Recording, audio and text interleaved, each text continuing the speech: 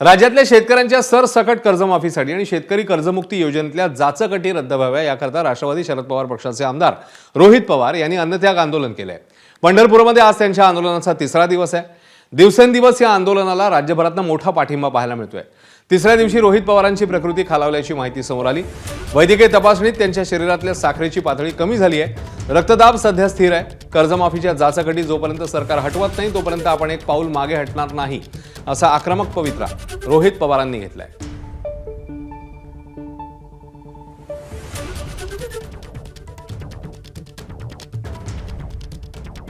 मायमाप सरकारला आम्ही विनंती करतोय की आमच्या या जनतेच्या बाबतीत विचार करा, शेतकऱ्याच्या बाबतीत विचार करा आणि त्या दोन जाचक अटी ज्या तुम्ही टाकल्यात, एक तर ज्यांचं कर्ज थकीत आहे त्यांच्यासाठी 2019ची अट 50,000ची अट ती डायरेक्ट 2 लाखावर आणि 2019 अट काढून टाका। इथल्या पालकमंत्र्यांना अधिकार नाही, त्यामुळे त्यांच्याकडे आम्ही दुर्लक्ष करतो।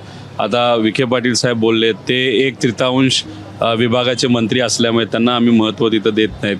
आमच्या मतदारसंघातले राम शिंदे जे आहेत सभापती आहेत, ते जास्तीत जास्त आपल्या गाव जेवण देऊ शकतात। काल का आज त्यांनी गाव जेवण दिले, त्याच्या पलीकडे त्यांचं काय कर्तृत्व दुर्दैवाने त्या ठिकाणी कुठेही नाही।